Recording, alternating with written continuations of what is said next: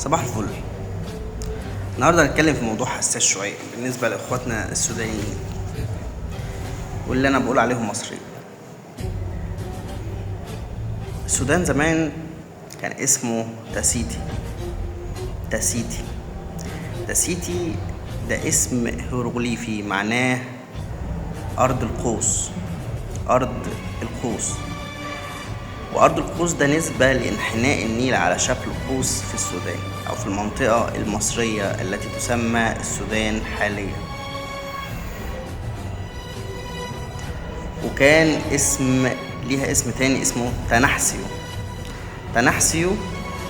ده اسم برضو هيروغليفي معناه أرض السود أو أرض الناس اللي ذو بشرة سوداء.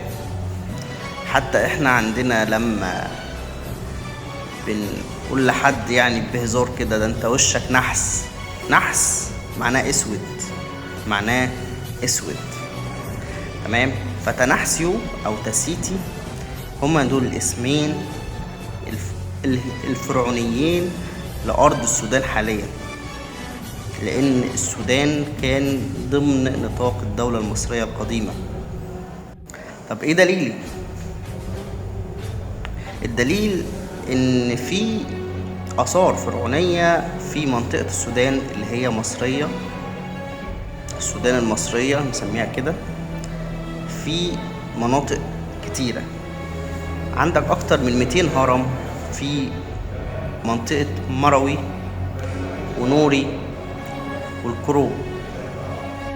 منطقة نوري في أكبر تجمع للأهرامات الفرعونية بالشكل اللي احنا عارفينه. هي أصغر حجما لكنها أكثر عددا، أكتر من 225 هرم. جبل البرجل أو البركل ده فيه معابد مصرية قديمة. وادي حلفة فيه حصون كاملة فرعونية، أبنية فرعونية، قلاع فرعونية في منطقة وادي حلفة في السودان اللي هي مصر قديمة. فإيه اللي أنا عايز أقوله؟ إن السودان أصلا اتسمى سودان في عهد الأتراك، يعني الدولة العثمانية لما كانت محتلة مصر. اسم السودان ده اسم حديث، مش اسم جديد، مش اسم قديم، اسم حديث. لكن الاسم الأصلي للسودان هو تاسيتي أو تنحسيو هم أراضي مصرية فرعونية تابعة للدولة الفرعونية أو جمهورية مصر العظمى.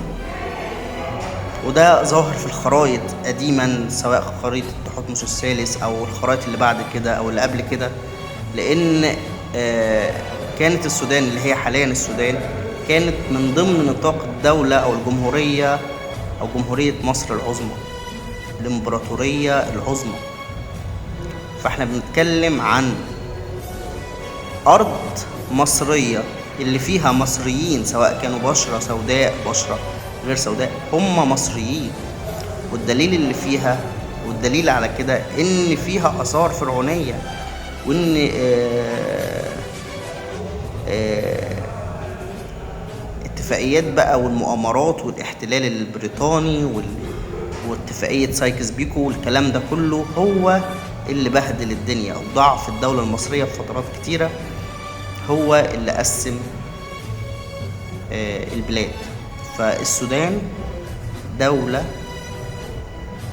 أو منطقة مصرية تقع تحت نطاق الأصلي والأصيل للدولة المصرية.